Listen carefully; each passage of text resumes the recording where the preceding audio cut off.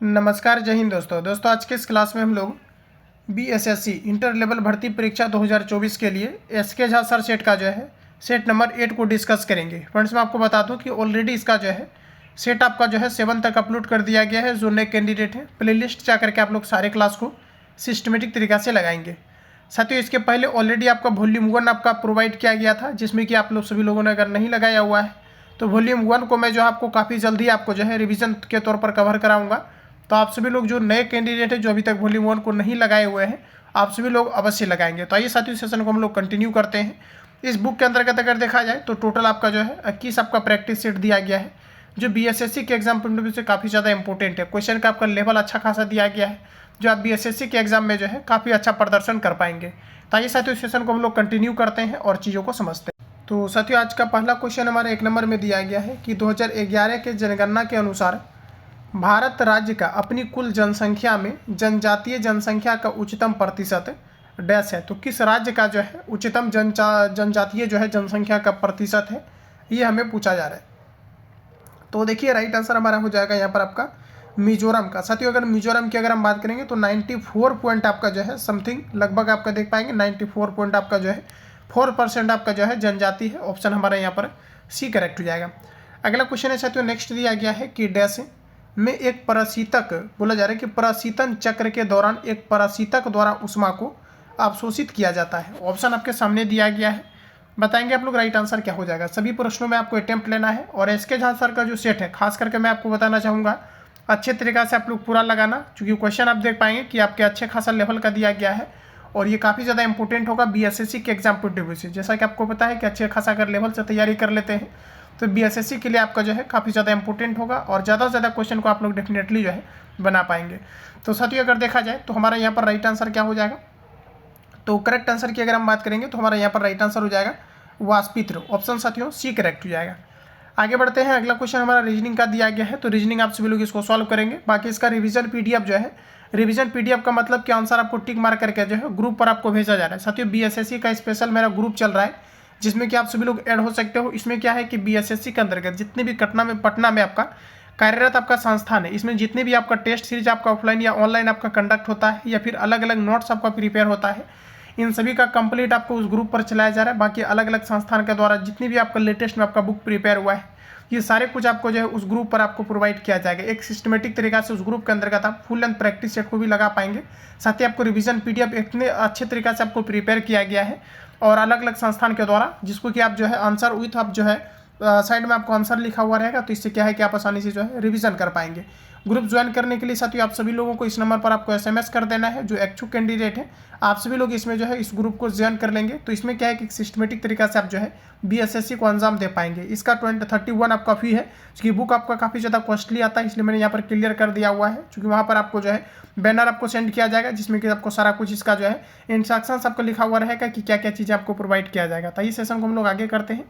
अगला क्वेश्चन हमारा दिया गया है कि निम्नलिखित में से कौन वित्त आयोग द्वारा बोला जा रहा है कि वित्त आयोग द्वारा की गई प्रत्येक संस्तुति को संसद के प्रत्येक सदन के समक्ष रखवाएगा। तो साथियों देखेंगे तो ये हमारा राइट आंसर हो जाएगा भारत के राष्ट्रपति। ऑप्शन हमारा एक करेक्ट हो जाएगा। ध्यान रखेंगे कौन रखवाएगा, तो भारत के राष्ट्रपति रखवाएगा। अगला क्वेश्चन साथियों नेक्स्ट हमारा दिया गया है। अगला क्वेश्चन में हमारा कहा जा रहा है कि दिए गए संबंधित जोड़ी के आधार पर अनुपस्थित शब्द का चयन करें। तो जैसा कि अगर देखेंगे तो ये हमारा रीजनिंग का क्वेश्चन है, लेकिन हम लोगों ने इसको पढ़ लिया हुआ है तो सॉल्व कर लेते हैं। तो तलवा हमारा पैर से संबंधित है, उसी प्रकार से हमारा जो है हथेली जो है ये हमारा हाथ से संबंधित हो जाएगा। ऑप्शन ए करेक्ट हो जाएगा। अगला क्वेश्चन है साथियों नेक्स्ट दिया गया है कि ट्रांसफार्मर एक उपकरण है। देखिए फ्रेंड्स, अगर देखा जाए तो ट्रांसफार्मर क्या करता है कि उपचाई या अपचाई हो सकता है। ट्रांसफार्मर जो है निम्न वोल्टेज को अधिक में बदल सकता है या अधिक वोल्टेज को निम्न में बदल सकता है। अगर अपनी साइंस का स्टूडेंट अगर आप है तो आपको डेफिनेटली पता होगा कि उपचाई और अपचाई जो है ट्रांसफार्मर 2 प्रकार के होते हैं। तो ट्रांसफार्मर एक उपकरण है। तो देखिए ट्रांसफार्मर किस प्रकार का उपकरण है, तो ये जो है एसी वोल्टता को उपचाई या अपचाई करने के लिए जो है उपकरण है। ऑप्शन हमारा सी करेक्ट हो जाएगा। आगे देख लीजिए यहाँ पर आपको दिया गया है। अगला क्वेश्चन है दोस्तों नेक्स्ट हमारे यहाँ पर आपको दिया गया है कि निम्नलिखित में से किस राजा के शासनकाल में फारसी यात्रा बोला जा रहा है कि अब्जुर रज़ाक भारत आया था। बताएंगे आप लोग राइट आंसर क्या हो जाएगा, तो हमारा यहाँ पर हो जाएगा देवराय द्वितीय के दौरान आए थे, इन्हीं के शासनकाल में आया था। बोला जा रहा है कि इकेबाना जापानी कला है। देखिए साथियों, ऑप्शन आपके सामने दिया गया है। इकेबाना जो है जापानी कला है, ये किस प्रकार की जो है एक जापानी कला है, ये आप सभी लोगों को यहाँ पर बताना है। ऑप्शन आपके सामने दिया गया है।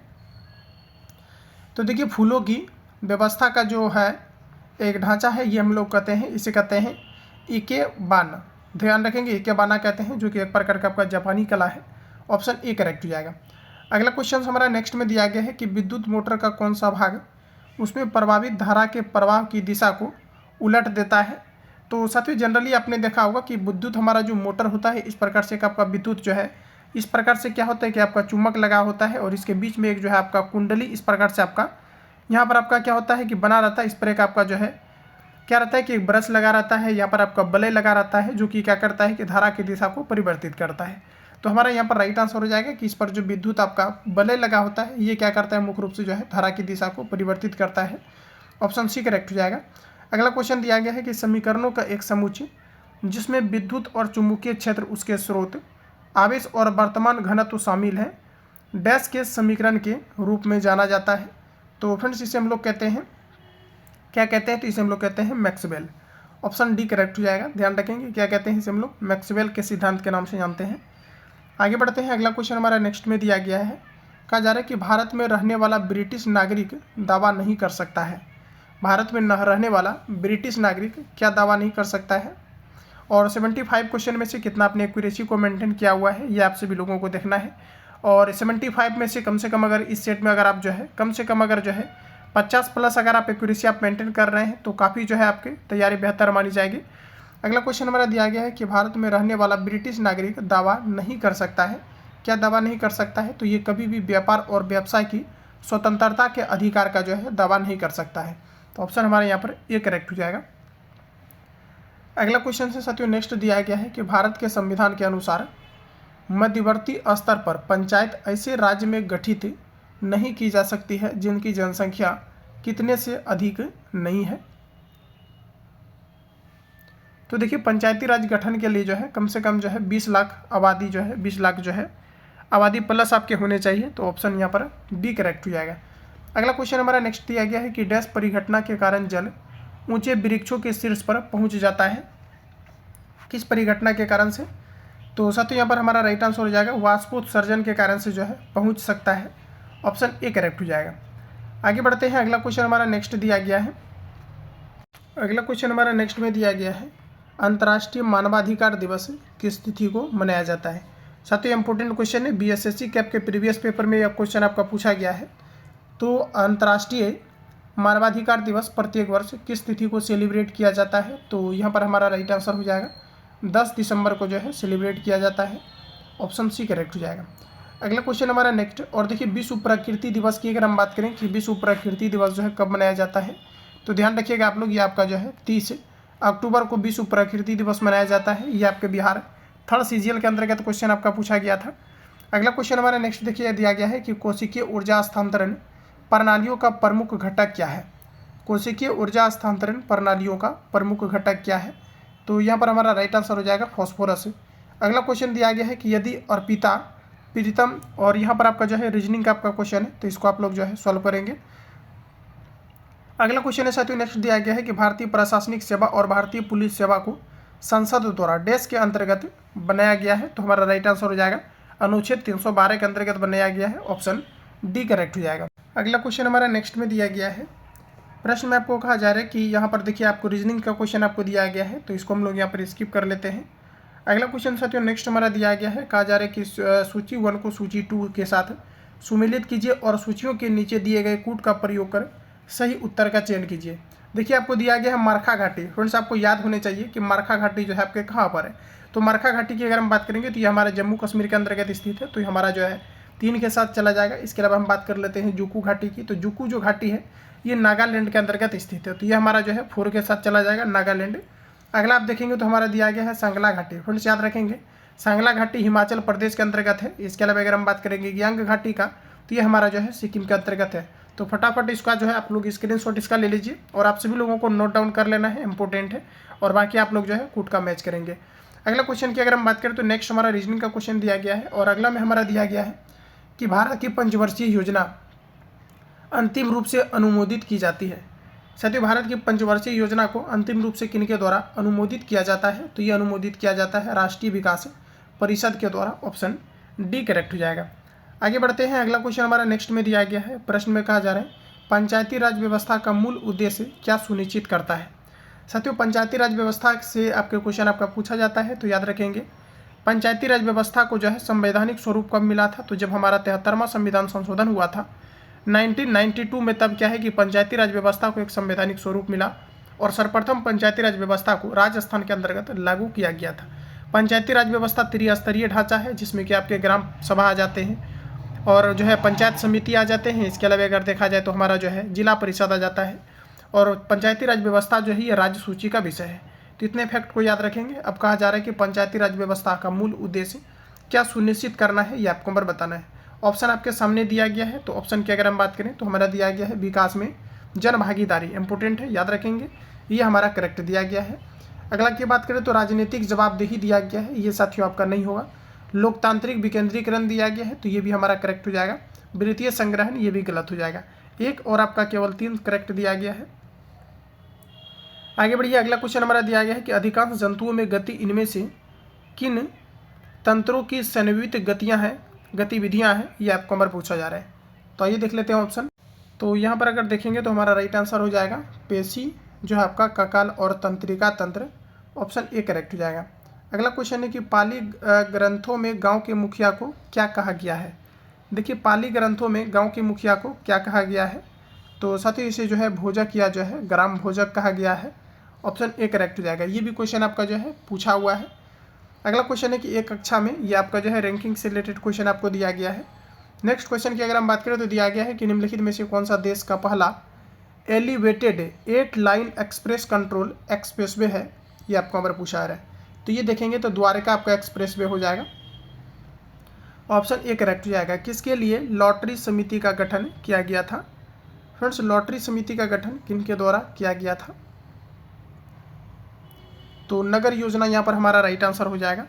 अगला क्वेश्चन हमारा नेक्स्ट में यहाँ पर आपको दिया गया है कि श्वसन के दौरान पत्तियों के किस भाग में प्रचुर मात्रा में गैसीय विनिमय होता है?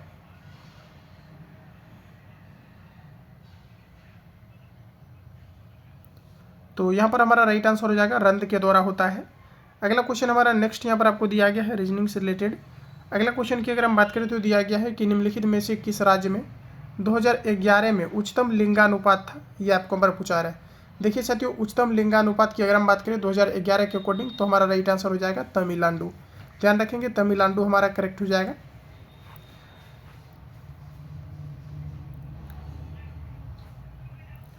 अगला क्वेश्चन हमारा नेक्स्ट देखिए यहाँ पर आपको दिया गया है।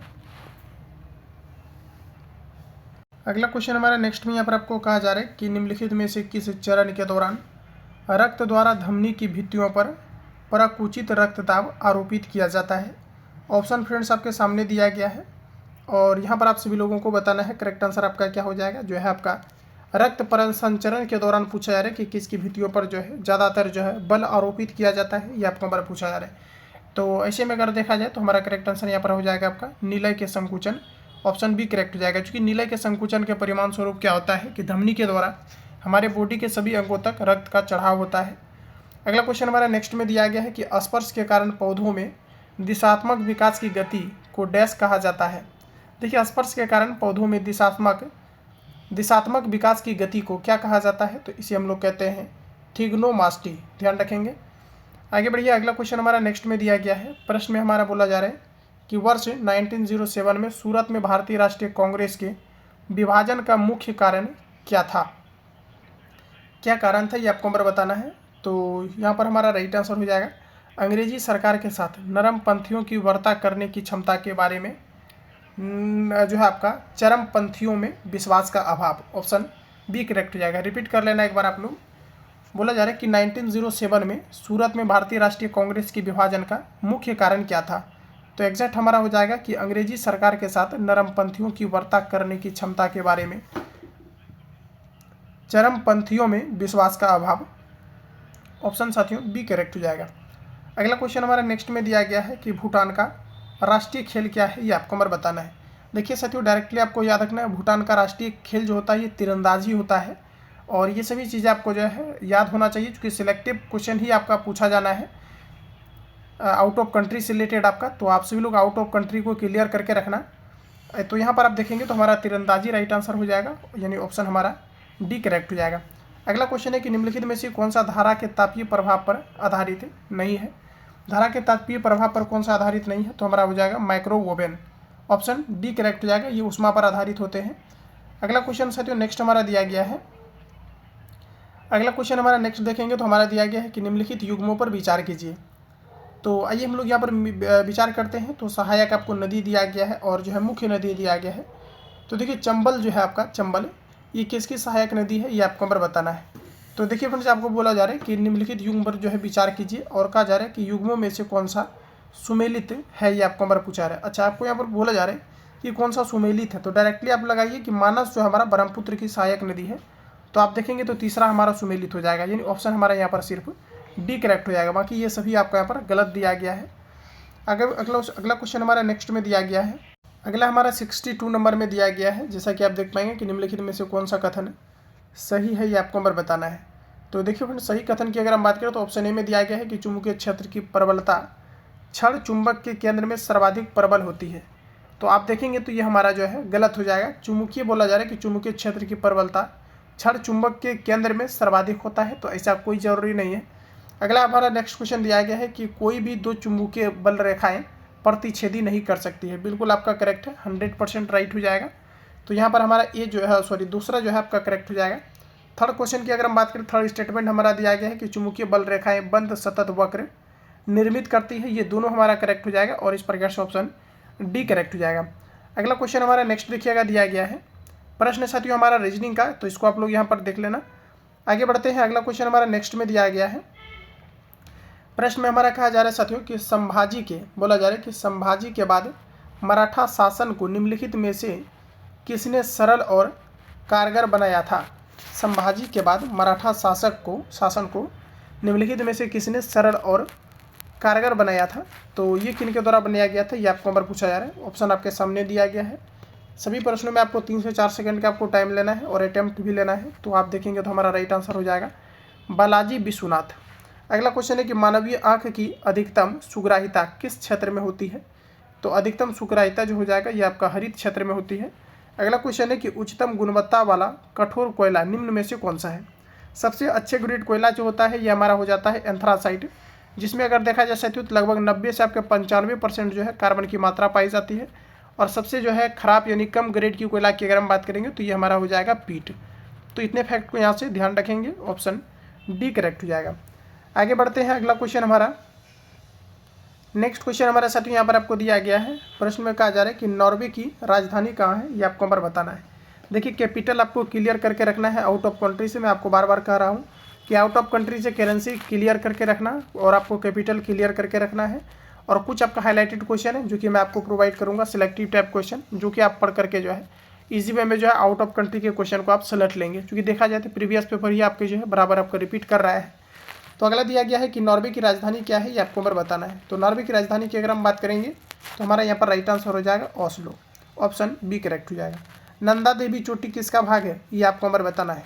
देखिए डायरेक्टली याद रखो कि नंदा देवी कुमाऊं हिमालय का भाग है, ध्यान रखेंगे। कुमाऊं हिमालय का जो भाग है ये नंदा देवी चोटी है, तो ऑप्शन बी हमारा राइट हो जाएगा। अगला साथियों यहाँ पर आपको नेक्स्ट में दिया गया है, बोला जा रहा है कि किस बहुलक को प्राप्त करने के लिए एकल बोला जा रहा है कि कैप्रोलैक्टम का बहुलीकरण किया जाता है। अच्छा, किसका बहुलक प्राप्त करने के लिए जो है आपका कैप्रोलैक्टम बहुलीकरण किया जाता है, ये आपको नंबर पूछा जा रहा है। तो साथियों अगर अक्सर देखा जाए तो नायलॉन 6 को प्राप्त करने के लिए जो है आपका जो है कैप्रोलैक्टम का प्रयोग किया जाता है। बाकी ऑप्शन के अकॉर्डिंग आपको लगाना है, क्योंकि लैंग्वेज आपके जो है बदल जाते हैं अलग अलग क्वेश्चन में। तो यहाँ पर जैसा कि आप लोग देख पाएंगे, चलिए यहाँ पर आपको दिया भी गया है नायलॉन 6 आपका, तो ऑप्शन हमारा यहाँ पर बी करेक्ट हो जाएगा। अगला क्वेश्चन साथियों नेक्स्ट हमारा दिया गया है कि प्राचीन भारत के विद्वानों साहित्यकारों के संदर्भ में निम्नलिखित कथनों पर विचार कीजिए। तो आइए हम लोग यहाँ पर देखते हैं। तो जैसा कि आप देख पाएंगे दिया गया है यहाँ पर, देखिए करेक्ट आंसर की अगर हम बात करें, तीनों ऑप्शन को अगर आप देखेंगे तो कालिदास चंद्र द्वितीय से संबंधित था, यही हमारा करेक्ट हो जाएगा। बाकी आपके सभी गलत दिया गया है। अगला क्वेश्चन हमारा नेक्स्ट साथियों दिया गया है, बोला जा रहा है कि जीवित कोशिका में रेडियोधर्मी तत्वों का पता किस तकनीक से लगाया जाता है। जीवित कोशिकाओं में रेडियोधर्मी तत्वों का पता किस तकनीक से लगाया जाता है?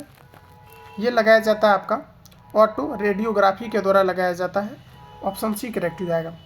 अगला क्वेश्चन में हमारा दिया गया है कि निम्नलिखित में से किस गतिविधि में कार्य को किया जाना कहा जाता है? देखिए फिजिक्स के अकॉर्डिंग अगर हम बात करेंगे, कार्य तभी होगा जब डिस्प्लेसमेंट होगा, विस्थापन होगा तब। ऐसे केस में अगर देखा जाए तो पिंकी अपने सिर पर एक पुस्तक के साथ एक समतल सड़क पर चल रही है। जब चल रही है तो डिस्प्लेसमेंट होगा, विस्थापन होगा, तो फिजिक्स के हिसाब से यहाँ पर आपका काम होगा। ऑप्शन सी करेक्ट हो जाएगा। यूनाना की राजधानी कहाँ है ये आपको हमें बताना है। साथ ही यूनाना की कैपिटल की अगर मैं बात कर लूँ तो हमारा राइट आंसर हो जाएगा George town. Option A correct हो जाएगा। आगे बढ़िए, अगला क्वेश्चन हमारा नेक्स्ट में बोला जा रहा है कि भारत में स्थानीय शासन के विषय में कौन सा सही नहीं है, ये आपको हमारा पूछा जा रहा है। तो जैसे कि दोस्तों आप देख पाएंगे कि सभी ऑप्शन आपके सामने दिया गया है। भारत के स्थानीय शासन के विषय में कौन सा सही नहीं है, ये आपको हमारा पूछा जा रहा है। तो सभी ऑप्शन आपके सामने दिया गया है, बताएंगे आप लोग राइट आंसर यहाँ पर आपका क्या हो जाएगा। बताइएगा आप लोग राइट आंसर क्या हो जाएगा। तो यहाँ पर हमारा करेक्ट आंसर हो जाएगा स्थानीय निकायों के 30% स्थान स्त्रियों के लिए आरक्षित है। ऑप्शन बी करेक्ट हो जाएगा। आगे बढ़ते हैं साथियों, अगला क्वेश्चन देखेंगे तो हमारा यहाँ पर आपको दिया गया है प्रश्न में हमारा यहाँ पर आपको कहा जा रहा है कि भारत में कृषि उत्पादों के बाजार को किसके अधीन विनियमित किया जाता है? भारत में कृषि बाजारों के अधीन विनियमित किया जाता है। तो यहाँ पर हमारा राइट आंसर हो जाएगा कि राज्यों द्वारा अधिनियमित कृषि उत्पादन विपणन समिति अधिनियम के तहत। ऑप्शन बी करेक्ट हो जाएगा। रिपीट कर लेना आप लोग। बोला जा रहा है कि भारत में कृषि उत्पादकों के बाजार को किसके अधीन विनियमित किया जाता है? तो हमारा राइट आंसर हो जाएगा राज्यों द्वारा अधिनियमित कृषि उत्पादन विपणन समिति अधिनियम। ऑप्शन बी करेक्ट हो जाएगा। अगला क्वेश्चन हमारा नेक्स्ट में दिया गया है कि किसी देश को ऋण जाल में फंसा हुआ कहा जा सकता है यदि? किसी देश को ऋण जाल में फंसा हुआ कहा जा सकता है यदि रीजन देना है तो हमारा हो जाएगा कि उसे बकाया कर्ज पर ब्याज के भुगतान के लिए ऋण लेना पड़े। यानी कि उसे जो है क्या है कि बकाया कर्ज को जो है चुकाने के लिए पुनः क्या है कि भुगतान के लिए ऋण लेना पड़े। तो ऐसे जो है देश को कहा जाएगा कि जो है आपके जाल में फंसा हुआ है, ऋण के जाल में फंसा हुआ है। अगला है कि रंगोली भारत के किस क्षेत्र की प्रमुख कला है? इंपॉर्टेंट क्वेश्चन है, याद रखना। रंगोली की अगर हम बात करेंगे साथियों कि रंगोली जो है भारत के किस क्षेत्र की प्रमुख कला है? तो रंगोली की अगर देखा जाए तो हमारा हो जाएगा महाराष्ट्र। ऑप्शन बी करेक्ट हो जाएगा। संधारित्र की धारिता पर क्या प्रभाव होगा जब समांतर प्लेट संधारित्र का क्षेत्रफल कम हो जाता है? तो डायरेक्टली आप लोगों ने इस क्वेश्चन को अटेम्प्ट लिया होगा, यह जो है घट जाएगी। ऑप्शन बी यहाँ पर आपका करेक्ट हो जाएगा। आगे बढ़ते हैं साथियों, अगला क्वेश्चन। तो साथियों जितने भी आपका जो है जीएस का पेपर आपको दिया गया था यहीं तक आपको दिया गया था, जो कि कम्प्लीटली मैंने आपको रिवील करा दिया है। बाकी किसी प्रकार का डाउट या संशय हो तो आप मुझे कमेंट करके बताएंगे। मिलता है नेक्स्ट क्लास में। जो लोग चैनल पर पहली बार विजिट किया है चैनल को सब्सक्राइब करके बेल आइकन को प्रेस कर लेना, क्योंकि जब भी क्लास अपलोड हो नोटिफिकेशन आपको टाइम टू टाइम मिलते रहे। मिलता है नेक्स्ट क्लास में, तब तक के लिए जय हिंद, बेस्ट ऑफ लक।